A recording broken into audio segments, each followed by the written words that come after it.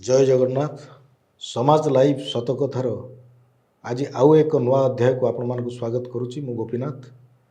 ଏହି ଅଧ୍ୟାୟରେ ଅତିଥି ଅଛନ୍ତି ବହୁଚର୍ଚ୍ଚିତ ଚଳଚ୍ଚିତ୍ର ଦମନର ପରଦା ପଛର ଯିଏ ନାୟକ ବୋଲି ଆମେ ଯାହାଙ୍କୁ କହୁଛୁ, ନିର୍ଦ୍ଦେଶକ ଦେବୀ ପ୍ରସାଦ ଲେଙ୍କା, ତାଙ୍କୁ ଆମେ ସ୍ୱାଗତ କରିବୁ। ନମସ୍କାର। ଦେବୀ ବାବୁ ସ୍ୱାଗତ। ନମସ୍କାର। ଦେବୀ ବାବୁ, ଆମେ 2022ର ଦମନ କଥା, ପୁଣି 2026ରେ ପୁଣି ଆସିଯାଇଛୁ ମୁରବୀ ପାଖକୁ। ତା ପୂର୍ବରୁ ଗୋଟେ ବଡ଼ ଇତିହାସ ଅଛି ଆପଣଙ୍କର, ଯେଉଁଠୁ ଆପଣ ସିଧା କଟକରୁ ଯାଇଥିଲେ ମୁମ୍ବାଇକି ଯାତ୍ରା କରିଥିଲେ ଏବଂ କଟକର ବିଜୁ ପଟ୍ଟନାୟକ ଫିଲ୍ମ ଇନଷ୍ଟିଚ୍ୟୁଟ୍ରୁ ପାସ୍ କଲା ପରେ ଆପଣ ଯେତେବେଳେ ବମ୍ବେରେ, ଯେଉଁଟା ସ୍ୱପ୍ନ ନଗରୀ ଆମେ କହୁଛୁ ମୁମ୍ବାଇରେ, ଯେତେବେଳେ ଆପଣ କାର୍ଯ୍ୟ ଆରମ୍ଭ କଲେ, ସେତେବେଳେ ବହୁତ କିଛି ଘଟଣା ଘଟିଥିଲା, ଯେଉଁଟାକି ବି ଫର୍ ବୁନ୍ଦେଲଖଣ୍ଡ ଭଳି ଏମିତି ଫିଲ୍ମ ବି ଆପଣ ସେତେବେଳେ ପରିକଳ୍ପନା କଲେ। କ'ଣ ଥିଲା ଆକ୍ଚୁଆଲି ସେ ଯାତ୍ରା, ଆମକୁ ଟିକେ ସଂକ୍ଷେପରେ କହିବେ? ଆକ୍ଚୁଆଲି ମୁଁ ବିଜୁ ପଟ୍ଟନାୟକ ଫିଲ୍ମ ଇନଷ୍ଟିଚ୍ୟୁଟ୍ରେ ଫିଲ୍ମ ଆଣ୍ଡ ଟିଭି ଏଡିଟିଂର ଷ୍ଟୁଡେଣ୍ଟ ଥିଲି, କିନ୍ତୁ ମୋର ମନ ଥାଏ ଡାଇରେକ୍ସନରେ। ମୁଁ ସେତେବେଳେ ବସନ୍ତ ସାହୁ ସାର୍ଙ୍କ ସାଙ୍ଗରେ କାମ କରିଛି, ଆଉ ହିମାଂଶୁ ଖଟୁଆ ସାର୍ଙ୍କ ସାଙ୍ଗରେ କାମ କଲି। ତାପରେ ଆହୁରି ବହୁତ କିଛି ଶିଖିବା ପାଇଁ ବାହାରିଲି ମୁମ୍ବାଇ। କିନ୍ତୁ ମୁମ୍ବାଇରେ ଯେତେବେଳେ ଡାଇରେକ୍ସନରେ ଆସିଷ୍ଟ କରିବା ପାଇଁ କାହାକୁ ବାହାରିଲି, ସେମିତି କିଛି ଘଟଣା ଘଟିନଥିଲା। ଆଉ ଯେହେତୁ ମୁଁ ଏଡ଼ିଟିଂ ପାଠ ପଢ଼ିଥିଲି, ତ ସେଠି ମୁଁ ଯାଇକି ଏଡ଼ିଟିଂ ଜଏନ୍ କରିଗଲି। ତ ପାଖାପାଖି 2006ରୁ 2010 ପର୍ଯ୍ୟନ୍ତ ମୁଁ ସେଠି ଏଡ଼ିଟିଂ କରିଥିଲି। ତାପରେ ପୁଣି ବ୍ୟାକ୍ କରିଥିଲି ଓଡ଼ିଶା ଯେ ଫିଲ୍ମ କରିବା ପାଇଁ। ସେ 2010ରେ ମୋ ସାଙ୍ଗରେ ଦେଖା ହେଇଥିଲେ ବିଶାଲ ମୌର୍ୟ, ଗୋଆଲିୟରର ଯିଏ ବାସିନ୍ଦା, ଗ୍ୱାଲିୟରର ବାସିନ୍ଦା। ତ ସେଠୁ ମୁଁ ବି ଦେଖିଲି ତାଙ୍କ ଭିତରେ ବି ଗୋଟେ ଏମ୍ ଅଛି ଫିଲ୍ମ କରିବାକୁ ନେଇକି। ତ ଆମେ ବହୁତ ମିଶିଲୁ ଦୁଇ ଜଣ। ତ ତାପରେ ମୁଁ ପଳେଇ ଆସିଲି ଓଡ଼ିଶା। ଓଡ଼ିଶା ସେତେବେଳେ କାମ କରୁଥିଲେ ହିମାଂଶୁ ସାର୍ଙ୍କର ଗୋଟେ ଫିଲ୍ମ ହେଉଥିଲା ମାଟିର ବନ୍ଧନ। ସେ ଫିଲ୍ମରେ ମୁଁ ବିଶାଲକୁ ଡାକିଦେଲି, ତୁ ଯେହେତୁ ତୋର ବିଶାଲର ନଥିଲା ଫିଲ୍ମର ଏକ୍ସପିରିଏନ୍ସ ଏତେ ନଥିଲା, ତ ସେଇ ଜାଗାରେ କାମ କରିବା ପାଇଁ ଡକେଇଲି। ତ ସେଠି କାମ କଲୁ। କାମ କଲା ପରେ ଆମେ ଦୁଇ ଜଣ ବହୁତ ଗୁଡ଼ିଏ ସ୍କ୍ରିପ୍ଟ ଲେଖିଲୁ, ଆଉ ପ୍ରଡ୍ୟୁସରମାନଙ୍କ ପାଖକୁ ଗଲୁ ଯେ ଆମେ କେମିତି ଫିଲ୍ମ କରିପାରିବା, Odia film producer. Odia film ପ୍ରଡ୍ୟୁସରଙ୍କ ପାଖକୁ। କିନ୍ତୁ ସମସ୍ତେ ଗୋଟେ କଥା କହିଥିଲେ ଯେ ତମେ ଆଗରୁ କ'ଣ କରିଛ। ମୁଁ ଯାହା ଆସିଷ୍ଟ କରିଥିଲି, ଆମର ବ୍ୟାକଗ୍ରାଉଣ୍ଡ ଥିଲା ଫିଲ୍ମ ଇନଷ୍ଟିଚ୍ୟୁଟ୍, କିନ୍ତୁ କେହି ଭରସା କରିନଥିଲେ। ତ ଏମିତି ବର୍ଷେ ପର୍ଯ୍ୟନ୍ତ ଆମେ ବୁଲିଛୁ, ଗୋଟେ ବି କାମ ମିଳିନଥିଲା। କାରଣ ସମସ୍ତେ କହିଲେ ଯେ ଆପଣ କରିଛନ୍ତି କ'ଣ ଆଗରୁ। ମୁଁ କହିଲି ଆସିଷ୍ଟ କରିଛି, ଆସିଷ୍ଟାଣ୍ଟରୁ ତ ଡାଇରେକ୍ସନକୁ ଯିବି ନା, ଫିଲ୍ମ କ'ଣ କରିଥିଲେ ହେବ। ତାପରେ ଦେଖିଲୁ ମିଳିବନି, ପୁଣି ମୁଁ ବ୍ୟାକ୍ କରିଗଲି ମୁମ୍ବାଇ ବହୁତ ମନ ଦୁଃଖରେ। ପୁଣି ଯାଇକି ଚାକିରି କଲି ବର୍ଷେ। କଲା ପରେ ସେତେବେଳେ ଆମେ ଗୋଟେ ୟୁଟ୍ୟୁବ୍ ଚ୍ୟାନେଲ୍ ଖୋଲି ଦେଇଥିଲୁ ବିଶାଲର ମୋର, ସେ ଘୋଷ ଟ୍ୱେଲ୍ଭ ଟିଭି ନାମରେ ଚ୍ୟାନେଲ୍ଟି। ସେଠୁ କିଛି କିଛି ଇନକମ୍ ଷ୍ଟାର୍ଟ ହେଇଯାଇଥିଲା। ମୁଁ ସେତେବେଳେ ମୁମ୍ବାଇରେ ୟୁଟିଭି ଷ୍ଟାର୍ସରେ କାମ କରୁଥାଏ। ବର୍ଷେ ଠିକ୍ କାମ କଲି। ସେଇ ୟୁଟ୍ୟୁବ୍ରେ ଯେତେବେଳେ ଇନକମ୍ ଷ୍ଟାର୍ଟ ହେଇଗଲା, ତାପରେ ମୁଁ ପଳେଇଲି ଗ୍ୱାଲିୟର ବିଶାଲ ଘରକୁ। ସେଠି ରହିକି ଆମେ ସେ ଚ୍ୟାନେଲ୍ଟାକୁ ଡେଭଲପ୍ କଲୁ। ଗୋଟେ ସମୟ ଆସିଲା ଯେଉଁ ଟାଇମ୍ରେ କି ଠିକ୍ ଠାକ୍ ପଇସା ମିଳିଲା। ତାପରେ ଲାଗିଲା ଏଇ ପଇସାକୁ ଆମେ ଇନଭେଷ୍ଟ କରିବା ଫିଲ୍ମରେ, ସୋ ଦ୍ୟାଟ୍ କି ଆମେ ନେଇକି କାହାକୁ ଗୋଟେ ପ୍ରଡ଼କ୍ଟ ଆମର ଦେଖେଇକି ଫିଲ୍ମ ପାଇପାରିବା। ସେଠି ଆମେ ଲେଖିଥିଲୁ ବି ଫର୍ ବୁନ୍ଦେଲଖଣ୍ଡ, ଯେଉଁଟା ଗ୍ୱାଲିୟରରେ ସୁଟ୍ ହେଇଥିଲା ହିନ୍ଦୀ ଫିଲ୍ମଟି। ସେଇଟା ବୁନ୍ଦେଲଖଣ୍ଡର ହିଁ କାହାଣୀ ଥିଲା, ଫାର୍ମର ସୁଇସାଇଡ୍ ଉପରେ କାହାଣୀ ଥିଲା। ଆଉ ସେଟାକୁ ବହୁତ ଲୋକଙ୍କ ଦ୍ୱାରା ଯେତେବେଳେ ଆଦୃତ ହେଲା, କିଛି ଫେଷ୍ଟିଭାଲ୍ସରେ ଆୱାର୍ଡ଼ ପାଇଲା, ସେ ଫିଲ୍ମଟା ନେଇକି ମୁଁ ଆସିଥିଲି ଏଠିକି। ସେଠି ଦେଖେଇଥିଲି ଅନୁଭବ ମହାନ୍ତିକୁ ଦେଖେଇଥିଲି, ଅକ୍ଷୟ ପରିଜା ସାର୍ଙ୍କୁ ଦେଖେଇଥିଲି, ନୀଳମାଧବ ପଣ୍ଡାଙ୍କୁ ଦେଖେଇଥିଲି। ସେ ଟାଇମ୍ରେ ସେ କହିଥିଲେ ଯେ ତମେ କାହାଣୀ ଲେଖ, ଆମେ କରିବା। ସେଠୁ ଆସିଥିଲା ମୋର ପ୍ରଥମ ଫିଲ୍ମ ବିଜୁ ବାବୁ। ବିଜୁ ବାବୁ। ତାହେଲେ ଏଇ ଯେଉଁ ମୋଟାମୋଟି ଯାତ୍ରା ଯାହା କହନ୍ତି, ଯେ ଆପଣ ଯେତେବେଳେ ଓଡ଼ିଶା ଛାଡ଼ିଲେ, ବମ୍ବେ ଗଲେ, ମନ ଭିତରେ ନିଶ୍ଚିତ ଭାବରେ ଗୋଟେ ସ୍ୱପ୍ନ ଭର୍ତ୍ତି ହେଇକି ଥିଲା। କାରଣ ଯେଉଁମାନେ ଯାଆନ୍ତି ବମ୍ବେରେ କାମ କରୁଛନ୍ତି, ସେମାନେ ହୁଏତ ପରବର୍ତ୍ତୀ ସମୟରେ ଓଡ଼ିଶାକୁ ଫେରନ୍ତି ନାହିଁ। ଏଇଥିପାଇଁ ଆମେ ଯାହା ନଜିର ଅଛି ବା ଦୃଷ୍ଟାନ୍ତ ଅଛି ଯେ ଓଡ଼ିଶାରେ ସେମିତି ଗୋଟେ ବଡ଼ ସ୍କୋପ୍ ନଥାଏ। ଯେତେବେଳେ ଆପଣ ପୁଣି ବ୍ୟାକ୍ କଲେ ଯେ ଓଡ଼ିଶା ଆସିବି ଏବଂ ଗୋଟେ ଲିଜେଣ୍ଡାରୀ ପର୍ସନର ଯେତେବେଳେ ଷ୍ଟୋରି କରାଗଲା, ସେତେବେଳେ ଆପଣଙ୍କର କ'ଣ ଥିଲା, ମାନେ ଚିନ୍ତା, କିଛି ମନରେ କିଛି ଭୟ ଥିଲା କି ଯେ ଏମିତି ଗୋଟେ ଏତେ ବଡ଼ ପ୍ରୋଜେକ୍ଟଟେ ମୁଁ ନେବି? କ'ଣ ଥିଲା ଆକ୍ଚୁଆଲି ଅନୁଭୂତି ସେତେବେଳେ? ଯେତେବେଳେ 2010ରେ ଆମେ ନିଜର କାହାଣୀ ଲେଖିବା ଆରମ୍ଭ କଲୁ, ବିଶାଲ ମୋର ବହୁତ ଡିସ୍କସନ୍ କରୁ ଯେ କାହା ଉପରେ କରିପାରିବା, ବିଶେଷ କରି ବିଜୁ ବାବୁଙ୍କ ଉପରେ କାହାଣୀ କରିବା। ହଁ, ସେତେବେଳେ ହିଁ ମନକୁ ଆସିଲା ଯେ ଯଦି ମୋ ପାଖକୁ ପଇସା ଆସୁଛି, ତାହେଲେ ମୁଁ ତ ଚାହିଁବି ବିଜୁ ପଟ୍ଟନାୟକଙ୍କ ଉପରେ କାହାଣୀ କରିବା ପାଇଁ। କାରଣ ତାଠୁ ବୋଧେ ବଡ଼ ହିରୋ ମୁଁ ଦେଖେଇ ପାରିବିନି। ତ ସବୁ ମେକର୍ସଙ୍କର ଗୋଟେ ଥାଏ ଯେ ମୁଁ ହିରୋଟାକୁ ବଡ଼ ଦେଖେଇବି, ଲାର୍ଜର ଦେନ୍ ଲାଇଫ୍ ଥିବ। କିନ୍ତୁ ମୁଁ କହିଥିଲି ଯେ ଆମ ପାଖରେ ବିଜୁ ପଟ୍ଟନାୟକ ଅଛନ୍ତି, ଯିଏ ସତରେ ଲାର୍ଜର ଦେନ୍ ଲାଇଫ୍ ଜୀବନ ବଞ୍ଚିକି ଆସିଛନ୍ତି। ତ ସେଇ ଫିଲ୍ମଟା କରିବା। ତ ସେଇ ଫିଲ୍ମ କରିବା ମାନେ ଆମକୁ ସେତେବେଳେ ସମୟରେ 50ରୁ 60 କୋଟିର ଆବଶ୍ୟକତା ରହୁଥିଲା। ଏଇଭଳିଆ କନସେପ୍ଟକୁ ବଜେଟ୍। ଆଜ୍ଞା। ତ ମନ ଭିତରେ ଥିଲା ଯେ ନାଇଁ, ବିଜୁ ପଟ୍ଟନାୟକଙ୍କ ଉପରେ ତ ଫିଲ୍ମ କରିହେବନି, କିନ୍ତୁ ଆମେ ଯଦି ବିଜୁ ପଟ୍ଟନାୟକଙ୍କର ଲାଇଫ୍ ଷ୍ଟୋରି ନ ଦେଖେଇକି ତାଙ୍କ ଆଇଡିଓଲୋଜିକୁ ଦେଖେଇ ପାରିବା, ତାହେଲେ ବି ଭଲ ଲାଗିବ। ତାପରେ ଆମେ ଗୋଟେ କାହାଣୀ ଲେଖିଲୁ ଯେ କେମିତି ଗୋଟେ ଲୋକାଲ ଚୋରଟେ ପଶିଯାଇଛି ଆନନ୍ଦ ଭବନ ଭିତରେ ଆଉ ସେ ଚଷମାଟା ବିଜୁ ପଟ୍ଟନାୟକଙ୍କର ପାଇଯାଇଛି, ସେଠି ଅଛି ପାୱାର, ସେଠୁ ବିଜୁ ପଟ୍ଟନାୟକଙ୍କର ଆଇଡିଓଲୋଜି ତା ଭିତରେ ପଶୁଛି। ତ ଗୋଟେ ଚୋର ବି କେମିତି ବିଜୁ ପଟ୍ଟନାୟକଙ୍କର ଆଇଡିଓଲୋଜିକୁ ନେଇକି ଚେଞ୍ଜ ହେଇପାରେ। ତ ୟଙ୍ଗ ସମାଜ ପାଇଁ ଗୋଟେ ବଡ଼ ବାର୍ତ୍ତା ଥିଲା ତା ଭିତରେ। ଆଉ ଗୋଟେ ଫେକ୍ ନ୍ୟୁଜ୍ ବିରୁଦ୍ଧରେ ଆମେ ସେ ଫିଲ୍ମଟାକୁ କରିଥିଲୁ ଯେ ଆପଣମାନେ ନିଜେ ସବୁ ଜିନିଷ ଜାଣନ୍ତୁ, ଏମିତି ୟୁଟ୍ୟୁବ୍ ହଉ କି ଏମିତି ନ୍ୟୁଜ୍ ଦେଖିକି ସବୁଥିରେ ବିଶ୍ୱାସ କରନ୍ତୁ ନାହିଁ। ଏ ଫିଲ୍ମଟି ତାରି ଉପରେ ଥିଲା। ଆଚ୍ଛା, ଏଇ ଯେଉଁ ପ୍ରଥମ ଫିଲ୍ମର ହିରୋ ଥିଲେ ଅନୁଭବ ମହାନ୍ତି। ଅନୁଭବ ମହାନ୍ତି ସେତେବେଳେ ଗୋଟେ ଷ୍ଟାରଡମ୍ ବା ଗୋଟେ ସୁପରଷ୍ଟାର ଭାବରେ ପରିଚିତ ଆଜ୍ଞା। ହେଇସାରିଲେଣି। ତାଙ୍କୁ ଡିରେକ୍ସନ୍ ଦେବା ସେତେବେଳେ କିଛି ସେମିତି କିଛି ଘଟଣା ଘଟିଥିଲା କି ନା ସୁରୁଖୁରୁରେ କାମ ହେଇଯାଇଥିଲା? ନା, ସିଏ ବହୁତ ସପୋର୍ଟ କରିଥିଲେ। ଆମେ ବିଗିନିଂରୁ ହିଁ ତାଙ୍କୁ କହିଦେଇଥିଲୁ ଯେ ଭାଇ ଆମେ ମାନେ ଓଡ଼ିଶାରେ ନୂଆ, ଆଉ ଆପଣ ରାଜ୍ୟସଭା ସାଂସଦ, ଆମ ଭିତରେ ଗୋଟେ ସେମିତି କିଛି ନ ରହୁ ଯେ ଆମେ ଡରିକି କିଛି କଥା କହିପାରିବୁନୁ। ତ ଟିକେ ଆମେ ଓପନ୍ ମାଇଣ୍ଡେଡ୍ ହେଇ କାମ କରିବା। ଯେହେତୁ ଆମେ ଡାଇରେକ୍ଟର ପ୍ରୋଜେକ୍ଟ ରାଇଟର ପ୍ରୋଜେକ୍ଟ ସେଠି କନସିଭ୍ କରୁଛୁ, ଶୀଘ୍ର ତୁମକୁ ଯାହା ଦରକାର ତୁମେ କର, ତୁମେ ଭାବ ଯେ ଏଇଟା ମୋର ପ୍ରଥମ ଫିଲ୍ମ ବୋଲି। ତାପରେ ଆମେ ହ୍ୱାଟ୍ସଅପ୍ କରିଥିଲୁ, ଆଗକୁ ବଢ଼ିଥିଲୁ। ମାନେ ବହୁତ ସପୋର୍ଟ ଥିଲା ତାଙ୍କର ବିଗିନିଂରୁ। ଆଚ୍ଛା, ତାଙ୍କ ସମର୍ଥନ ହିଁ ଆପଣଙ୍କର ସଫଳତା ବୋଲି କୁହାଯିବ, କାରଣ ଆପଣ ସେଠି ଗୋଟେ ସଫଳତାର ପାହାଚ ଚଢ଼ିବା ଆରମ୍ଭ କଲେ ନିହାତି ଓଡ଼ିଶାରେ। ନିହାତି। ଆଚ୍ଛା, ବିଜୁ ପଟ୍ଟନାୟକଙ୍କୁ ବି ଆପଣଙ୍କର ସେ ଫିଲ୍ମକୁ ବି ଲୋକ ବହୁତ ଭଲ ପାଇବା ଦେଲେ ଏବଂ ପରବର୍ତ୍ତୀ ସମୟରେ ଯେଉଁଟା ଆମର ଓଡ଼ିଆ ଚଳଚ୍ଚିତ୍ରର ଜଗତର ଯେଉଁ ଗୌରବମୟ ଅଧ୍ୟାୟ ବୋଲି ଆମେ କହୁଛେ, ସେ ଅଧ୍ୟାୟରେ ଯୋଡ଼ି ହେଇଗଲା ଦମନ। ଆଚ୍ଛା, ଦମନକୁ ନେଇକି ବହୁତ ଚର୍ଚ୍ଚା ହେଲା, ବହୁତ ହୋହାଲ୍ଲା ବି ହେଲା ଯେ ଯେଉଁ ସମୟରେ ଆପଣ ଦମନକୁ ଭେଟିଦେଲେ ଦର୍ଶକଙ୍କୁ, ସେ ସମୟରେ ହୁଏତ ଦର୍ଶକ ପ୍ରେକ୍ଷାଳୟରୁ ମୁହଁ ଫେରେଇ ସାରିଥିଲେ। କାରଣ ସେଇ କାହାଣୀ ହେଉ ବା କୌଣସି କାରଣରୁ, ଏବଂ କରୋନାର ଯେଉଁ ଗୋଟେ ଭୟାବହତା ଥିଲା ଆମ ଭିତରେ ଯେଉଁ ଆଜ୍ଞା। ଦେଖା ହେଇଥିଲା, ତ ଆକ୍ଚୁଆଲି ଦମନର ମେକିଂ ପଛରେ ଆକ୍ଚୁଆଲି ଯେଉଁ ସଂଘର୍ଷ ବା ଯେଉଁ ସମୟ ଥିଲା ଆପଣଙ୍କର, ଆକ୍ଚୁଆଲି ସଂକ୍ଷେପରେ କହିବେ, ଚୁମ୍ବକରେ କହିବେ? ଦେଖନ୍ତୁ, ଦମନ ଯେତେବେଳେ ଆମେ ପ୍ରଥମେ ଭାବିଲୁ, ସେତେବେଳକୁ ଓଡ଼ିଆ ଇଣ୍ଡଷ୍ଟ୍ରି ଭାବି ଦିଅନ୍ତୁ ପୁରା ରସାତଳକୁ ପଳେଇଲା ଭଳିଆ ହେଇଯାଇଥିଲା। 15 ଲକ୍ଷ ଟଙ୍କାର ଫିଲ୍ମ ସେତେବେଳକୁ ବନେଇବା ଆରମ୍ଭ ହେଇଯାଇଥିଲା। ବିଗ୍ ଷ୍ଟାର ମାନେ ଆଉ ଫିଲ୍ମ କରୁନଥିଲେ। ତ ମୋତେ କେଉଁଠି ନା କେଉଁଠି ଏଇ ଜିନିଷ ପୁରା ବହୁତ ବାଧୁଥିଲା ଯେ ଆମର ଫିଲ୍ମ ଇନଷ୍ଟିଚ୍ୟୁଟ୍ ଅଛି, ଏତେ ବଡ଼ 80 ଇୟର୍ସର ଇଣ୍ଡଷ୍ଟ୍ରି ଏଟା, କିନ୍ତୁ କ୍ଷୟ ହେବାକୁ ଲାଗିଛି।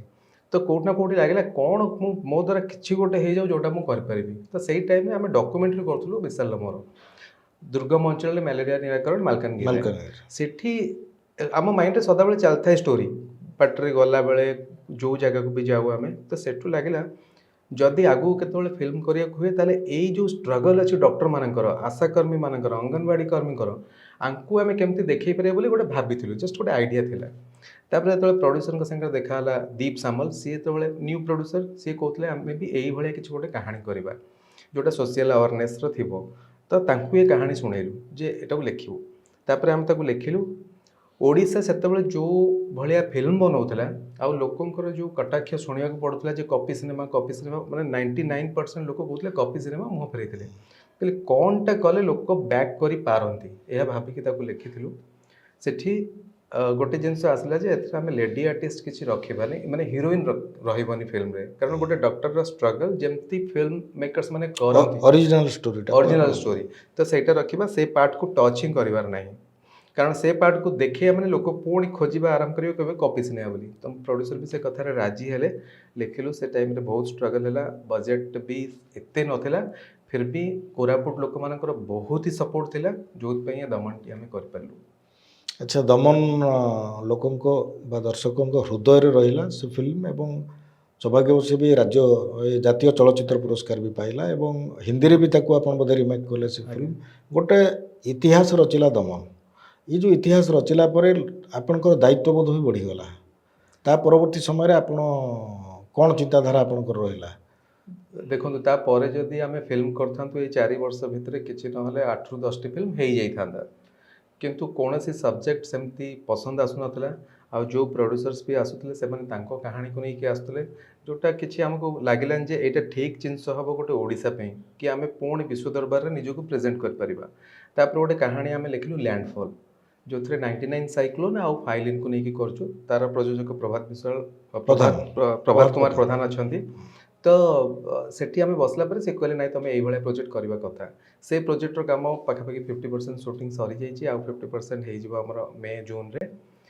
ସେଇ ଭିତରେ ଆମ ପାଖରେ କିଛି କାହାଣୀ ଅଛି जोटा को आम लिखिक रखीलु स्क्रीन प्ले करके रखीलु जितेबाला आमको फिल्म मिलू ना 2010 मसीहा कथा कहूँ ता भर गोटे कहानी हूँ मुरबी तो आमको लगे जेहेतु आम लैंडफॉल काम करुँ तो आर डायरेक्शन देवा कष्ट हो आम शिशिर पिना को आणिकी कहले मुरबी फिल्मटा करवा दरकार एक्चुअली समाज पे जो फिल्मटा भल हम से भाया फिल्म जो आम पाखे अच्छी जमी करवा ना आमर समय पलि जाइए से फिल्म गुड़ा सेमती रही आज्ञा तो आपण चाहूले जे किसी भल कहानी जो कथाटा कहते आपण केबे जो व्यावसायिक मनोवृत्ति आपण भीतर हुए तो अच्छी कि नहीं किंतु जो प्रयोजक मैंने नेले जे आपण ओरिजिनल स्टोरी देकी से आम माटीर कहानी देकी आम जो आम जहाँ कहूँ से कहानी कथित कहानी को लेकिन आम ओडिशा रे घटुवा घटना को लेकिन आप दर्शकों पाखक जावाई सब आप प्रस्तुत कर निजक भी प्रतिपादित कर नहीं आम लोक एमती कहानी देवा जो कहानी से देखिए निजर बोली कहानी बोली भल पाइबा देवे जोटा आपंकर जो कहते लैंडफॉल अधारू रहीकि आप मुरबी भितर आसिले मुरबी एवं प्रेक्षालय जो कथाटी गोटे चर्चा होची जे आपंकर गोटे स्टारडम सब कम कर अनेक समय आम देखीचु जे चलचित्र में हिरो किए अच्छा हिरोइन किए अच्छा आप जमी दमन में केवल बाबूसान को देखले जमी चित्रायित कले कि कहीं नायिका नथिले अभिनेत्री नथिले किंतु परवर्ती समय आम जब देखा मुरबी फिल्म समान ढंग से आपड़ कर गोटे निच्छक ओडिया घरर कहानी बोली समस्ते गर्व अनुभव करेंगे किंतु सेठी स्टारडम कथा कह निश्चित दर्शक कहीं जीव से जो दुई चरित्र अच्छा दुईटी परिवार मुखिया जे सेमान को देखा कहीं जीव आपंकर प्रश्न एमती मन भर आसेनी जे हुए तो दर्शकों उत्कंठा आउ भल चर्चित चरित्र को नहीं था आज्ञा दमन जो बजेट रे होता से बजेट रे मुरबी है निहाती भाव में समस्त को डर लगे जे एमती कहानी आउ यही दुई जन कलाकार को लेकिन फिल्म करवा हुए तो संभव हेनी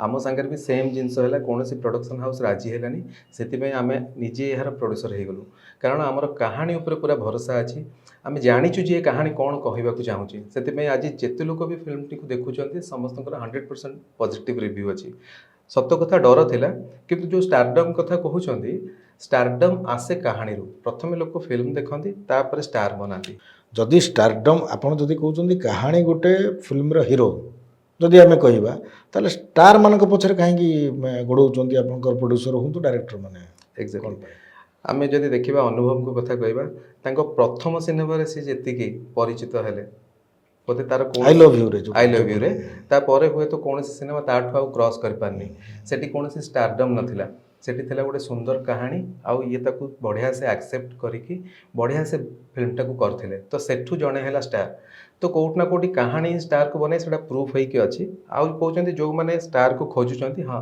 एटा टिके इजी हुए स्टार माने जते बेले अछंती लोक मानक संगे से परिचित किंतु आपनकर जदी कहानी स्ट्रांग नथिबो ता स्टार आसले भी से फिल्म दबी जिवो तो आम एठी जो जगह बाबूसान दरकार हुए निश्चय आम बाबूसान साथ काम करूँ अनुभव के साथ काम करूँ जो जो क्यारेक्टरटा मैच कर 65 वर्षर दुईटा लोकों कहानी कहुँ तो ता भीतर बेस्ट आमको देखा गले कुना चौधरी और चौधरी जयप्रकाश दास कुना त्रिपाठी और चौधरी जयप्रकाश दास नहीं यही जो दुईटा चरित्र निश्चित भाव में आम कह निसंदेह प्रतिभावान अभिनेता तांको कलाकार को आम कलाकार जो शैली अभिनयर जो शैली सी निखुण अभिनय करेंगे किंतु मो कथाटी जोटा कहली जे बैनर आर्टिस्ट किए अच्छा जोटा आम कहूँ जे जमी सब कथार जे जड़े चर्चित चेहरा किए अच्छा ना एक्चुअली मु आउ सेकेंड थॉट को जाइनी कारण जितेबाला भी ये चरित्र मन को आसी दुई जन ही देखा जाइए आम जाचु जे ए फिल्म भी गोटे दिन आसो जो आप बसते जानवे जे ए फिल्म भी से उच्चता को जाइए कारण ऑनेस्टी सहित कम होती कहबी मास्टर क्लास ऑफ एक्टिंग जब देखा मिले ताले यही फिल्म अच्छी आउ जदि कहानी आम सदा पारिवारिक कहानी कथा कहूँ और ओडिशा लोक पारिवारिक कहानी को देखा पसंद करती पूरा परिवार जाती ये कहानी एक्जाक्टली से ही भाया 2026 रे जो कहानी आम देखा जाऊँ एटा प्रत्येकटी घर कथा से आम कहूँ गोटे परिवार गोटे कहानी एक्चुअली जी भी जाऊँगी कहीं भल लगुच ना से निजक भितर पाँच खोजिक पाँच सफलता एक्जाक्टली कारण जेकोसी कहानी हो आम जो थिएटर को जाऊ आउ कार कथाटे देखिक आसू एठी जो ऑडियंस जाऊँगी से निजक पाँच भितर ये गोटे मैजिक है फिल्म रे। अच्छा देवी बाबू आप दमन पर निश्चित भाव में प्रयोजकों लंबा धाड़ी आपन पाखु लगी बहुत ऑफर भी आसी किंतु आम जो कथाटी टिके आगुरी कथा होतुलु सेमती किसी आप संख्या पचर दौड़ी ना कौन कहे एक्चुअली मैंने आप संख्या पचर दौड़ी ना ନା ମୁଁ ଯେମିତି କହିଲି ଯଦି କରିଥାନ୍ତି ତାହେଲେ 10ରୁ 12ଟି ଫିଲ୍ମ ହେଇଯାଇଥାନ୍ତା, ଟଙ୍କା ପାଖରେ ଥାନ୍ତା, ଏଇ ତ କଥା। କିନ୍ତୁ କେବେ ବି ଗୋଡ଼େଇନୁ, କାହିଁକି ନା ଯେଉଁ ଜିନିଷଟା ଯେତେବେଳେ ଦମନ ପୂର୍ବରୁ ଗୋଟେ କପି ଇଣ୍ଡଷ୍ଟ୍ରି ଭଳି ସମସ୍ତେ ଚର୍ଚ୍ଚା କରୁଥିଲେ, ସେ ଟାଇମ୍ରେ ଲାଗିଲା ଯେ ନାଇଁ ମୋତେ କିଛି କରିବାର ଅଛି। ମୁଁ ଯେତେବେଳେ ମୋ ଇନଷ୍ଟିଟ୍ୟୁଟକୁ ଯାଇ ମୁଁ ପିଲାମାନଙ୍କୁ ସେଇଆ କହେ ଯେ ଏଠି ଯେତେବେଳେ ମୁଁ ଷ୍ଟେପ୍ ନେଲି ଆଉ ସେଠି ମୁଁ ଜିତି ପାରୁଛି, ତମେମାନେ ସମସ୍ତେ ଷ୍ଟେପ୍ ନେବ ଆଉ ଜିତିପାରିବ। ତ ଆମକୁ ଲାଗିବାର ଅଛି ଆମ ଓଡ଼ିଶାକୁ କେମିତି ଆଗକୁ ପହଞ୍ଚେଇବା, ଆମ ଫିଲ୍ମକୁ କେମିତି ଆଗକୁ ପହଞ୍ଚେଇବା, ଆମ ଆଚ୍ଛା, କଳାକୁ ଦମନରେ ଦମନରେ ଆପଣ ପ୍ରଥମରୁ ବାବୁସାନଙ୍କୁ କ'ଣ ପରିକଳ୍ପନା କରିଥିଲେ ନା ଆଉ କୌଣସି କଳାକାରଙ୍କୁ ନେଇକି ନାଇଁ, ଫିଲ୍ମ କରିବାର ହଁ actually? ସେଇ କଥାଟା କହୁଛି। ଯେହେତୁ ସେ ପିଲାଟାର ଏଜ୍ ବାବୁସାନର ଏଜ୍ ପାଖାପାଖି ଥିଲା, ତ ସେଠି ମୋତେ ବେଷ୍ଟ ଚଏସ୍ ଦେଖାଗଲା ବାବୁସାନ। ଆଉ ବାବୁସାନ ଲୋକଙ୍କ ପାଖରେ ଘରେ ଘରେ ପରିଚିତ, ତ ଆମକୁ ସେଇଟା ଇଜି ହେବ ସେଲିଂ ପାଇଁ। ତ ସେଥିପାଇଁ ଆମେ ତାଙ୍କୁ ହିଁ ପ୍ରଥମେ ଆଖି ଆଗରେ ଆଣିଥିଲୁ।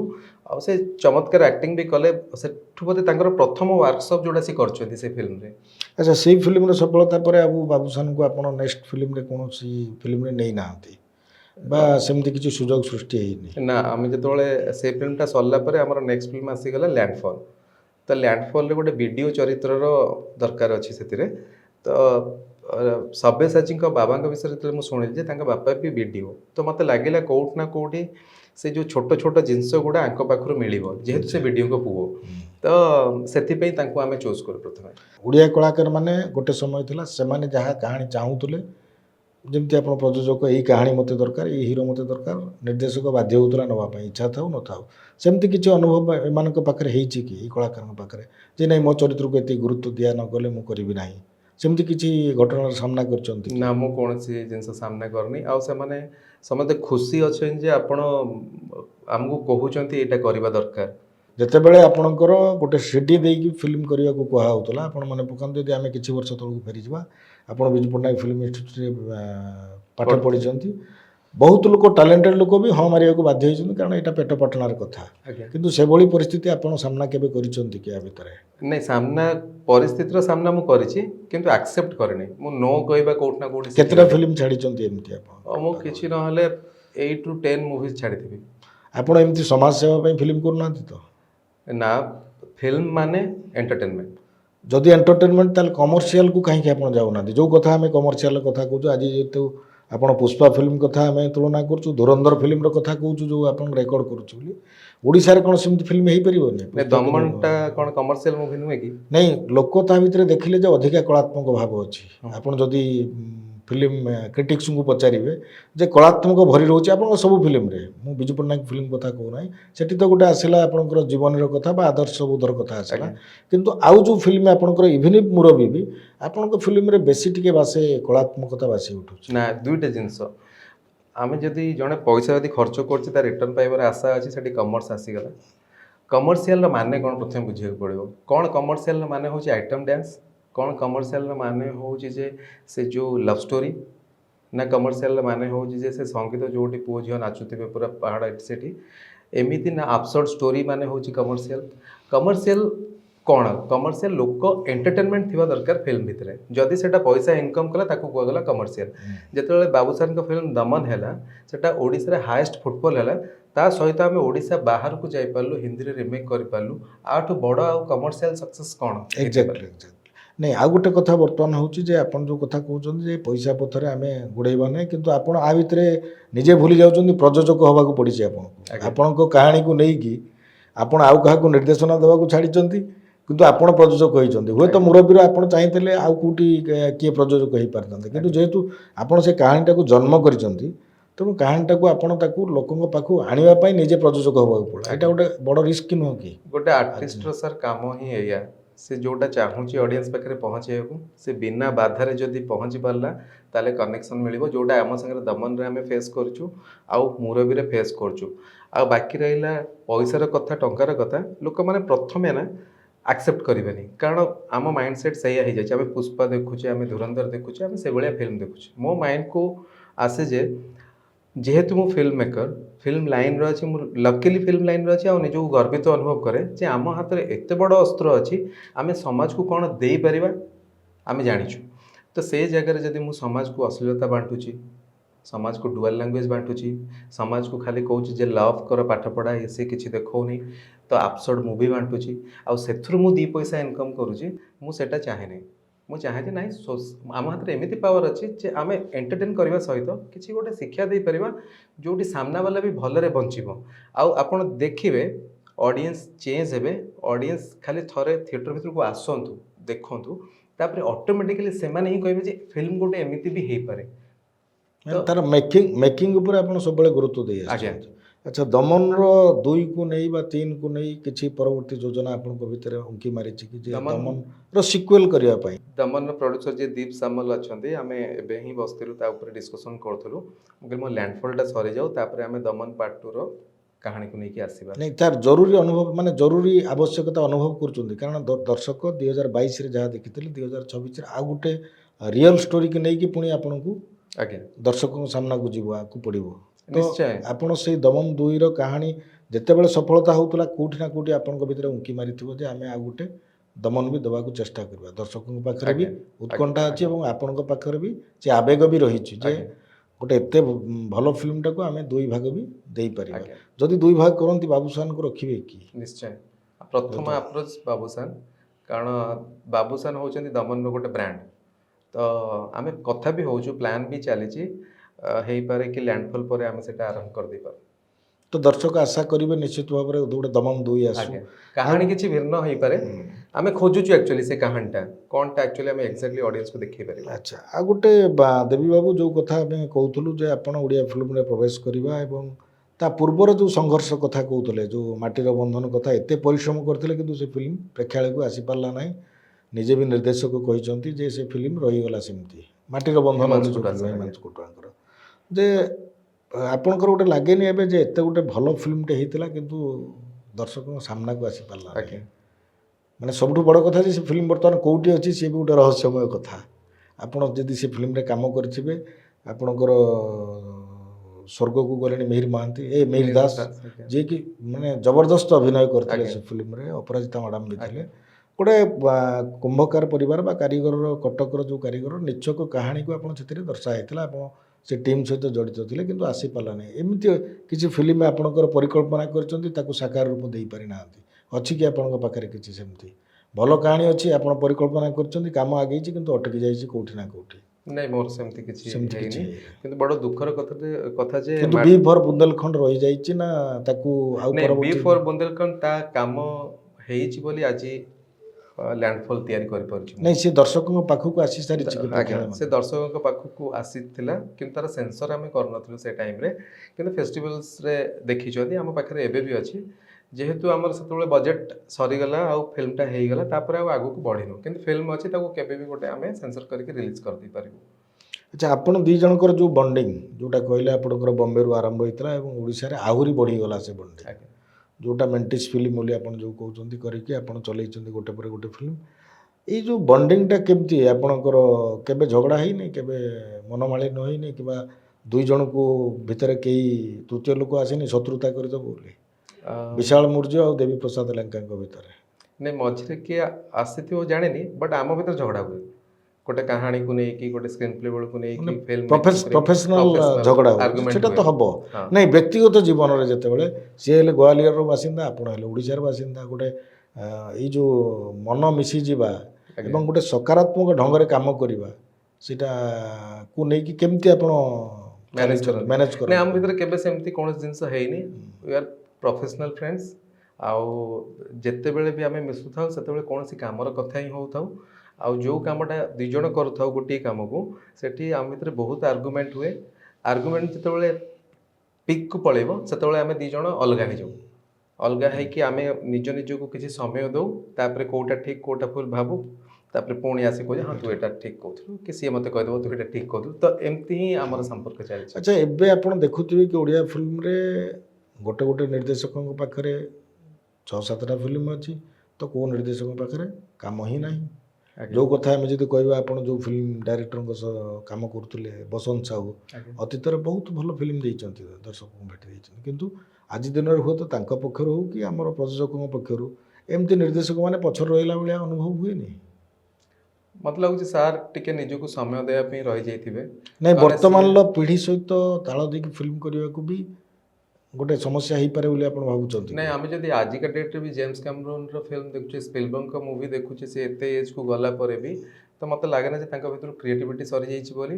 ମୋତେ ଲାଗୁଛି ସେ ସମୟ ସେତିକି। କିନ୍ତୁ ପ୍ରଯୋଜକମାନେ ଖୋଜୁନାହାନ୍ତି କି ବର୍ତ୍ତମାନର ପ୍ରଯୋଜକମାନେ? ଆଉ ଗୋଟେ କଥା, ବର୍ତ୍ତମାନର ପ୍ରଯୋଜକକୁ ନେଇକି ସିଏ ବି ପ୍ରଯୋଜକ ହେଇଯାଉଛନ୍ତି, ତା ପାଖରେ ଅର୍ଥ ଅଛି, ସେ ପ୍ରଯୋଜକ ଆଜ୍ଞା। ହେଇଯାଉଛି। କିନ୍ତୁ ପ୍ରଯୋଜନା ଦେଖିବେ ଯଦି ଆମେ କିଛି ବର୍ଷ ତଳକୁ ଫେରିଯିବା, ପ୍ରଯୋଜନା ହେଉଛି ବି ଗୋଟେ କଳା, ଆଜ୍ଞା ଆର୍ଟ। ନିଶ୍ଚୟ। ଯେଉଁମାନେ ଆମେ ଯଦି ଆଜି ଆଲୋଚନା କରିବା, ବସନ୍ତ ନାୟକ ହୁଅନ୍ତୁ, ଧୀର ବିଶ୍ୱାଳ ହୁଅନ୍ତୁ, ଯେଉଁମାନେ ଅତୀତରେ ଗୋଟେ ଧାରାରେ ଫିଲ୍ମ କରୁଥିଲେ ଏବଂ ଲୋକକୁ ପାଗଳ ହେଉଥିଲେ, ଲୋକ ଅପେକ୍ଷା ଆଜ୍ଞା କରିକି ରହୁଥିଲେ ଦେଖିବା ପାଇଁ। ଇଭିନ୍ ବି ଆମେ ଯଦି କହିବା ବି ରବି କିନାଗୀଙ୍କ କଥା କହିବା, ଆଜ୍ଞା। ମହମ୍ମଦ ମହସିନଙ୍କ କଥା କହିବା, ସେ ସମୟରେ କି ପ୍ରଶାନ୍ତ ନନ୍ଦଙ୍କ କଥା କହିବା, ସେ ଗୋଟେ ଧାରା ଚାଲିଥିଲା ଯେଉଁଟାକି ସେମାନେ ଯାହା କଲେ ବି ଲୋକ ଆକ୍ସେପ୍ଟ କରୁଥିଲେ ଆଜ୍ଞା ଏବଂ ପ୍ରେକ୍ଷାଳୟରେ ସେ ଫିଲ୍ମ ଚାଲୁଥିଲା। କିନ୍ତୁ ବର୍ତ୍ତମାନ ଆପଣ ଦେଖନ୍ତୁ, ଯେଉଁମାନେ ବି ଅଛନ୍ତି, ଯେଉଁମାନେ ମୁଁ କହିବି ପ୍ରଶାନ୍ତ ନନ୍ଦ ବି ଅଛନ୍ତି, ବସନ୍ତ ସାହୁ ବି ଅଛନ୍ତି ଏବଂ ସେଇଭଳିଆ ଧାରାର ଯେଉଁମାନେ କରୁଥିଲେ ତାଙ୍କ ପାଖରେ ଆଜି ଦିନରେ କାମ ନାହିଁ। ସେମାନେ ହୁଏତ ଆସିପାରୁନାହାନ୍ତି କିମ୍ବା ପ୍ରଯୋଜକମାନେ ସେମାନଙ୍କୁ ଖୋଜୁନାହାନ୍ତି। ଆଜ୍ଞା। ଦୁଇଟାରୁ ଗୋଟିଏ କାରଣ ହେଇପାରେ। କ'ଣ ଭାବୁଛନ୍ତି? ମୋତେ ଲାଗୁଛି ଗୋଟେ ଏଣ୍ଡ ଯେଉଁ ପ୍ରଡ଼କ୍ଟର ଏଣ୍ଡ ଟାଇମ୍ରେ କଣ୍ଟ୍ରୋଲଟା ଯଦି ପ୍ରଡ୍ୟୁସର ପାଖରେ ରହୁଛି, ଯେ ଏଣ୍ଡ ପ୍ରଡ଼କ୍ଟ କ'ଣ ବାହାରିବ ସେଟା ତାଙ୍କ ହାତରେ ଯଦି ରଖିଦେଉଛନ୍ତି, ତାହେଲେ ସିଏ କଣ୍ଟିନ୍ୟୁ କରୁଛନ୍ତି। ଯେମିତି ଆପଣ ଯେତେ ଜଣଙ୍କ ନାଁ ନେଲେ, ଧୀର ବିଶ୍ୱାଳଙ୍କ କଥା କୁହନ୍ତୁ, ପ୍ରଶାନ୍ତ ନନ୍ଦ ସାର୍ଙ୍କ କଥା କୁହନ୍ତୁ, ମହମ୍ମଦ ମହସିନଙ୍କ କଥା କୁହନ୍ତୁ, ରବି କିନାଙ୍କ କଥା କୁହନ୍ତୁ, ସେମାନେ ଜାଣିଥିଲେ ଯଦି ନିଜେ କରନ୍ତୁ କିମ୍ବା ଆଉ କାହା ଦ୍ୱାରା କରନ୍ତୁ, ସେ ବିଗିନିଂରୁ ଏଣ୍ଡିଂ ତାଙ୍କ ହାତରେ କଣ୍ଟ୍ରୋଲ ଥିଲା। ସେ କୌଣସି ଟାଇମ୍ରେ ବି ଜାଣିପାରୁଥିଲେ ଏଠି ଗଡ଼ବଡ଼ ହେଉଛି। ତ ସେଇ ଜିନିଷ ଗୁଡ଼ା ଯିଏ ଆଜିକା ପ୍ରଡ୍ୟୁସର ଅଛନ୍ତି ସେ ଜାଣିପାରୁନାହାନ୍ତି।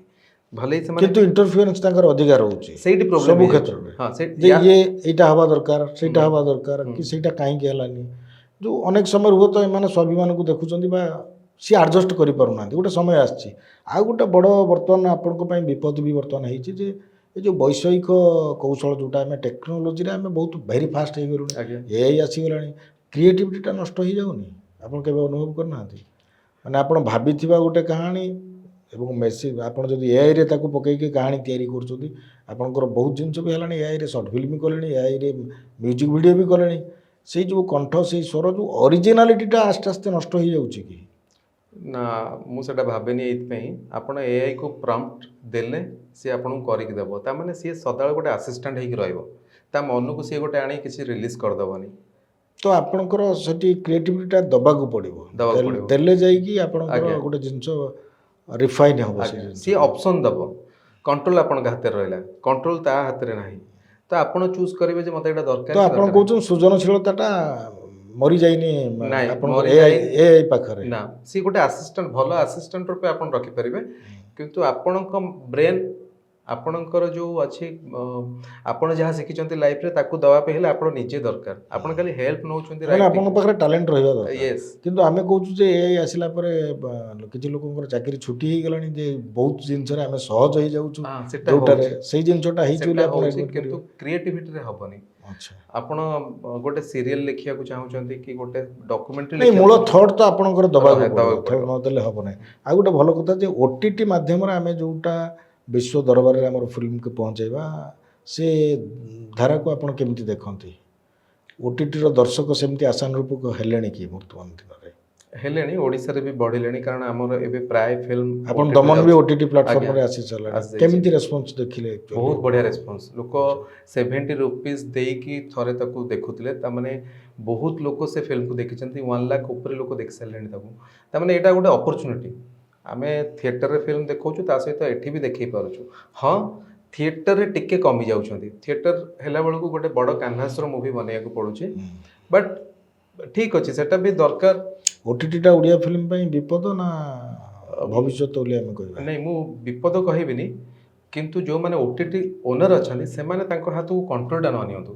ସେମିତି ଦେଖିବାକୁ ଗଲେ ଓଡ଼ିଶାରେ 2-3ଟି ଓଟିଟି ପ୍ଲାଟଫର୍ମ ଆଜ୍ଞା। ଛାଡ଼ିଦେଲେ ଆଉ ଅଧିକ ନାହିଁ। ହୁଁ। ଯଦି ଓଟିଟି ପ୍ଲାଟଫର୍ମକୁ ଆମେ ବ୍ୟାପକ କରିବା, ହୁଏତ ଫିଲ୍ମ ପାଇଁ ଆମର ବିପଦ ହେବ କି? ନା, ସେଟା ଲାଗୁନି। ବଟ୍ ଯେଉଁମାନେ OTT ଓନର୍ ଅଛନ୍ତି ତାଙ୍କ ପାଇଁ ମୁଁ କହିବି ଯେ ସିଏ ବି ଭଲ ସିନେମା ଆଣନ୍ତୁ, ଆଉ ଭଲ ଆମାଉଣ୍ଟ ଗୋଟେ ପେ କରିବା ନିହାତି ଜରୁରୀ। ସପୋଜ୍ ଦେଖନ୍ତୁ, ଆପଣ କହିଲେ 3ଟା OTT ଅଛି, ମୋ ପାଖରେ ଅପସନ୍ କମିଗଲା। ଯଦି ଆପଣ 3 ଜଣ ଗୋଟେ ଏକ୍ସ ଆମାଉଣ୍ଟ ଧରିକି ବସିବେ, ତାହେଲେ ମୁଁ କେବେ ମୋ କ୍ରିଏଟିଭିଟି ଦେଖିପାରିବିନି, ବହୁତ Exactly. କଷ୍ଟ ହେବ। କାରଣ थिएटरे लोक जी देखुं ताठू अधिका लोक ओटीटी में अपेक्षा कर तो से प्राइसटा भी बढ़िया दरकार नहले एमती काम करा दरकार रॉयल्टी किसी रखा दरकार मेकर मानक एक्जाक्टली प्लेटफॉर्म माने जो आपणकर आम ओडिया फिल्म को आहरी व्यापक भाव से देखई पार निश्चय ओटीटी प्लेटफॉर्म जो माने भी कर से प्रोडक्ट एक्चुअली कहार सपोज मु दमन बनैली दमन राइटर डायरेक्टर किए सी ही तो मेकर जड़े लोक पैसा लगेगा से पैसा पाईगला सेठू बहुत परसेंटेज पेपर है से रॉयल्टीटा ये आसुनी से रॉयल्टी रखापी आमर जो ये अच्छी प्रोड्यूसर एसोसिएशन डायरेक्टर एसोसिएशन एम सब मिसिकी बसिकी गोटे डिसीजन नवा कथा कारण रॉयल्टी मेकर्स मान पाखक निहाती जीवा दरकार ना नहीं ये भितर आप जो कहले समस्त मिसवा कथा जो कथाटी कहले ये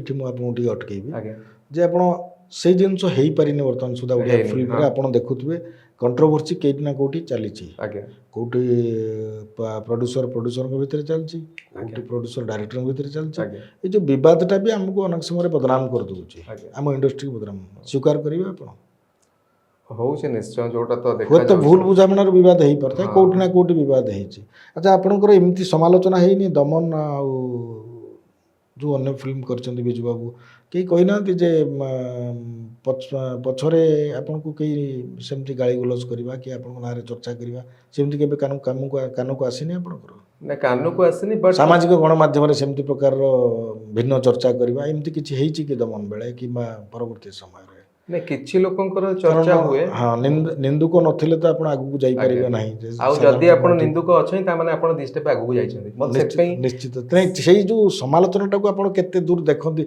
सकारात्मक ढंग रे देखंती ना नकारात्मक ढंग रे मु 3 इडियट रो गोटे डायलॉग कहबी जोडा समस्त कहे जे भी टेंशन हे जाए मु कहे जे से बढ़िया डायलॉगटा मारछन्ती जे दोस्त अगर फेल होता है तो दुख लगता है दोस्त अगर अव्वल होता है तो ज्यादा दुख होता है तामाने आपन का सांग जदी अव्वल हे जो आपन बेसी दुख लागे तो से तो चालीबो एठी नहीं देवी बाबू आम तो बहुत समय धरी कथा हेले आम जो मुरबी आप प्रेक्षालय चलती आपंकर आगामी योजना कौन ता बाबद आमको टिके सूचना देवे मोर प्लान जहाँ फ्यूचर पई अछि मु किछि भी हे जाऊ एई भलिया कंटेंट लोक मानकु देखेबी मु अपील करबी ऑडियंस को जे आपण सोसाइटी रे को भलिया सिनेमा चाहुचंती आपण चाहुचंती कि से जो गोटे विलेन आसुची आ ताको अतिरंजित करके देखौ से आउटडेटेड हे गलानी से सब जिन नहीं एबे भी सर जो फिल्म आसुची ताको विलेन को जो सेलिब्रेट कला भलिया जिंस हमें देखौचे कोन गोटे छोट पिला ऊपर तार प्रभाव किछि पड़िबोनी निश्चय पड़िबो हमें आइटम सॉन्ग जो कहूचे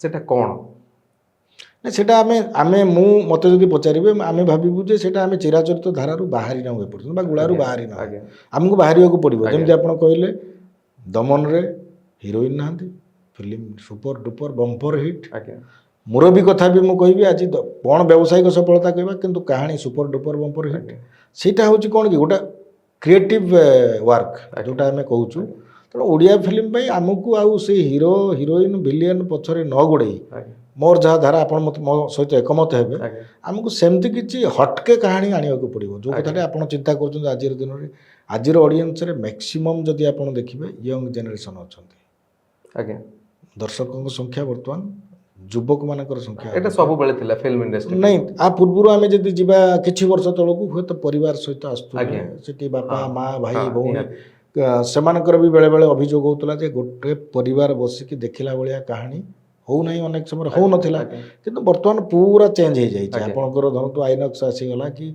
आपन सिनेप्लो जो पॉलिसी आसीगला ये सब आसीगला परे आपको से स्टाइल फिल्म करिया को पड़ो जोटा कि दर्शक से दर्शक को बांधि रखा एक्जाक्टली तार कौन सी परिमाप ना जे ए स्टाइल बनइले चली जीवो बोली आमे वीएफएक्स रो फिल्म देखछु आदि पुरुष आस्तला लोक देखिलेनी 700 कोटी रो फिल्म हे गला किंतु सिंपल ड्रामा आछि लोक ताकू देखुछंती तो एक्चुअली तार किछि भाग माप नै बट गोटे जिंस ता भितर अछि मेकिंग ऊपर डिपेंड करू ना गोटे जिंस अछि जोटा हम कहूछि मेकर्स ऑडियंस को कोन कहबा को चाहूछि सेटा इंपोर्टेंट जदि तार मेसेज क्लियर नै ताले लोक देखिबेनी आपन जदि मेसेज क्लियर अछि आ आपन को टोटल टीम काम कर दैछि बढ़िया से मेसेज पूरा पानी भलिया जदि सामना वाला बुझी पारुछि ताले लोक बांधी के रहबे आ देखिबे अच्छा ओडिया फिल्म को नै कि आपन सरकार एते भी सहयोग कले दमन बेले टैक्स फ्री कले आज्ञा तो कोठी ना कोठी अभियोग हुए सरकार जो फिल्म पॉलिसी करवा बा फिल्म को जो भलिया सहयोग हाथ बढ़ाइबा कथा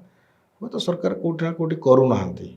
ଯଦି ଦେଖେଇବା ତାର ଗୋଟେ ଜ୍ୱଳନ୍ତ ଉଦାହରଣ ହେଉଛି କଳିଙ୍ଗ ଷ୍ଟୁଡ଼ିଓ।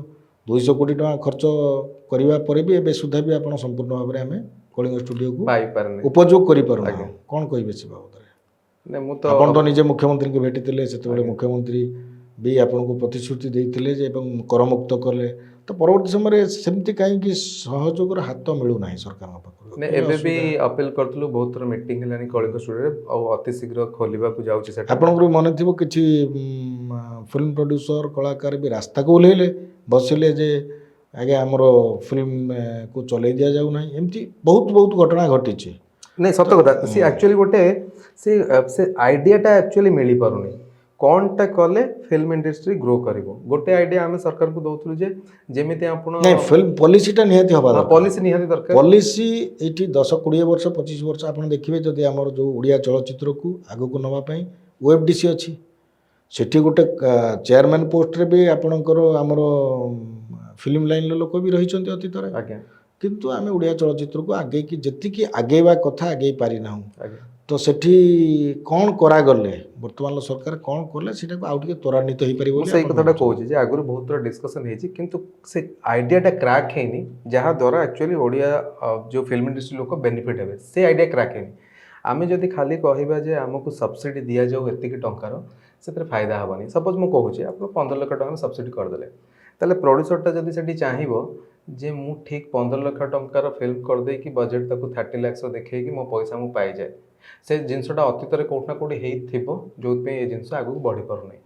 ହଁ, ମୋର ରିକ୍ୱେଷ୍ଟ ରହିବ ଆକ୍ଚୁଆଲ୍ କ'ଣ କଲେ ଉଠିବ। ଆମେ 200 CRର କରୁଛେ କଳିଙ୍ଗ ଷ୍ଟୁଡ଼ିଓ, ତାକୁ ପୁଣି ଆଗକୁ ବଢ଼ିବା ପାଇଁ କେତେ ଯେ ଖର୍ଚ୍ଚ ହେବ ତା ଠିକ୍ ଠିକଣା ନାହିଁ। ଆମକୁ ଦରକାର ଯେମିତି ଆପଣ ପ୍ରତିଟି ବ୍ଲକରେ ସ୍ପୋର୍ଟସ୍ କମ୍ପ୍ଲେକ୍ସ କରିଥିଲେ ସେଠିକା ପିଲାମାନଙ୍କ ପାଇଁ, ସେମିତି ଏଣ୍ଟରଟେନମେଣ୍ଟ ହବ୍ କରିବା ଦରକାର ପ୍ରତିଟି ବ୍ଲକରେ। ଖାଲି ସ୍ପୋର୍ଟସଟା ଯେ ପିଲାମାନଙ୍କୁ ଆଗକୁ ନେବ ଆଉ ଏଣ୍ଟରଟେନମେଣ୍ଟଟା ଆଗକୁ ନେବନି, ସେଟା ବି ଭାବିବା ଭୁଲ। କାରଣ ଆମ କଳାଟା ଯଦି ହଁ, ଆମ କଳାଟା ନା ବହୁତ ଶୀଘ୍ର ବ୍ୟାପିବାର ବାଟ ହେଉଛି ସିନେମା। ତ ସେଠି ପିଲାମାନେ କିଛି ଶିକ୍ଷଣୀୟ ଫିଲ୍ମ ଦେଖିବେ। ଏଇ ମୁରବି ଦେଖନ୍ତୁ, ଯଦି ମୁଁ ପ୍ରତିଟି ବ୍ଲକରେ ଦେଖେଇ ପାରୁଥାନ୍ତି, ତାହେଲେ ପ୍ରତିଟି ଘରର କଳି ବନ୍ଦ ହେଇଯାଆନ୍ତା। ଆ ଭିତରେ ଏମିତିଆ ମେସେଜ ଅଛି, ବଡ଼ ସନ୍ଦେଶ ବି ଯାଆନ୍ତା ଲୋକଙ୍କ ପାଖକୁ, ଆଜ୍ଞା। ଯେ ଫିଲ୍ମ ମାଧ୍ୟମରେ ଯେଉଁଟା ଆମେ କହୁଛୁ ବଳିଷ୍ଠ ମାଧ୍ୟମ ବୋଲି ଆଜ୍ଞା। ଚଳଚ୍ଚିତ୍ର, ସରକାରୀ ସ୍ତରରେ ଆଉ ଟିକେ ତତ୍ପରତା ଆପଣ ହଁ, ତା ପାଇଁ ସାର୍ ଆବଶ୍ୟକ। ବେଶୀ ବଜେଟ୍ ବି ନାହିଁ। ଆମେ ଯଦି 200 CR କଳିଙ୍ଗ ଷ୍ଟୁଡ଼ିଓରେ ଖର୍ଚ୍ଚ କରୁଛେ, ଆଉ ତାକୁ ଚଲେଇବା ପାଇଁ ପୁଣି କେତେ ଯେ ଖର୍ଚ୍ଚ କରିବା, ତା ବଦଳରେ ଯଦି ଆମେ ଛୋଟ ଥିଏଟର କରୁଛେ, ପ୍ରତିଟି ବ୍ଲକରେ 300 ଥିଏଟର କରୁଛେ, ସେଟା ଅତି ବେଶୀରେ କେତେ ଟଙ୍କା, 600 କୋଟିର ବଜେଟ୍ ହେଲେ ବି ବହୁତ। କିନ୍ତୁ ସେଇଟା ଯେଉଁ ବେନିଫିଟ୍ ଫିଲ୍ମ ଇଣ୍ଡଷ୍ଟ୍ରିକୁ ଦେବ, ଆଉ କୌଣସି ଜିନିଷ ସାର୍ ଦେବନି। ଏଠି କ'ଣ ହେଲା, ସରକାର କୌଣସି ସବସିଡ଼ି କଥା ଆମେ କହୁନୁ। ଫିଲ୍ମ ବନେଇଲା ଇଣ୍ଡଷ୍ଟ୍ରି ଲୋକ, ତା ଫିଲ୍ମ ପାଇଁ ତାର ଅଛି ଦୋକାନ, ସେ ତାର ଚଲେଇଲା, ତା ଉପରେ ଅବିକା ସେ ଚଲେଇବ ନ ଚଲେଇବ ତା ଉପରେ ଡିପେଣ୍ଡ କରୁଛି। କିନ୍ତୁ ଆମକୁ ସାର୍ 300 ଥିଏଟର ଯଦି ହେଇଯାଆନ୍ତା ନା, ତାହେଲେ ଆମେ ବୁମ୍ କରନ୍ତୁ, ଯେଉଁଠୁ ବେନିଫିଟ୍ ବି ସରକାରକୁ ମିଳନ୍ତା, ଆଉ ଆମେ ଅତି ଶୀଘ୍ର ବାହାରକୁ ଯାଆନ୍ତୁ। ଆମ ପାଖରେ ବାହାର ଫିଲ୍ମ କାହିଁକି ପହଞ୍ଚୁଛନ୍ତି ନା, ତାଙ୍କ ଘର ଲୋକ ତାକୁ କୁଣ୍ଢେଇକି ଧରିଛନ୍ତି। ଯଦି ଆମେ ଆନ୍ଧ୍ର କଥା କହିବା, ମାଲୟାଲମ ଇଣ୍ଡଷ୍ଟ୍ରି କଥା କହିବା, ତାଙ୍କ ଘର ଲୋକ ତାକୁ ପ୍ରଥମେ କୁଣ୍ଢେଇକି ଧରିଲା ବେଳକୁ ସିଏ ବାହାରକୁ ବାହାରି ପାରୁଛି। ଆମର ଏଠି ଗୋଟେ ଅଲଗା ପ୍ରକାର ଅବ୍ୟବସ୍ଥିତ ହେଇକି ରହିଛି। ବହୁତ ବହୁତ ଧନ୍ୟବାଦ ଦେବୀ ପ୍ରସାଦ ବାବୁ। ଆଜି ଆମେ କଥା ହେଉଥିଲେ ସମାଜ ଲାଇଭ୍ ସତ କଥାରେ ସେହି ବହୁଚର୍ଚ୍ଚିତ ନିର୍ଦ୍ଦେଶକ ପ୍ରଯୋଜକ ଦେବୀ ପ୍ରସାଦ ଲେଙ୍କାଙ୍କ ସହିତ, ଯିଏ ଦମନ ଭଳିଆ super duper bumper hit film ଦେଇଛନ୍ତି, ବିଜୁ ବାବୁଙ୍କୁ ନେଇକି ବି ଫିଲ୍ମ କରିଛନ୍ତି, ଏବଂ ତାଙ୍କର ଯେଉଁ ଏବେ ଯେଉଁ ଫିଲ୍ମ ଚାଲିଛି ଯେଉଁଟା ପ୍ରେକ୍ଷାଳୟରେ ଚମତ୍କାର କାହାଣୀକୁ ନେଇକି ମୁରବି ଫିଲ୍ମ, ସିଏ ବି ଦର୍ଶକଙ୍କ ହୃଦୟରେ ରହିଛି। ଆଜିର ଏହି କଥାବାର୍ତ୍ତା ପାଇଁ ମୁଁ ବହୁତ ବହୁତ ଧନ୍ୟବାଦ ଜଣାଉଛି। Thank you so much sir. गाड़ी किणिबाकु भाबुछंती ताले आसंतु कार बाजार, जोटी आपनकु मिलिबो लो प्राइस कार ठु आरंभ करी लग्जरियस कार्स 10,000 किलोमीटर पर्यंत वारंटी और अफोर्डेबल प्राइस रे। औ हां, एबे आपनकर फेवरेट कार बाजार रो सेकंड आउटलेट खोली जायछि ऑपोजिट ऑफ एस्थेटिक वर्ल्ड पहाड़ भुवनेश्वर। ताले एबे लो प्राइस रे लग्जरियस कार किणंतु केवल कार बाजार रु।